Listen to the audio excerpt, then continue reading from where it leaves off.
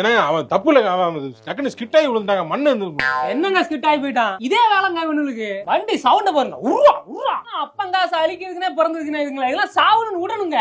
பரிதாபம் பார்க்காதீங்க. சரி சரி விடுங்க. போதா நீ எங்கே நின்று ஏன் பக்கம் தூக்கணும், அவனா எஞ்சி போ.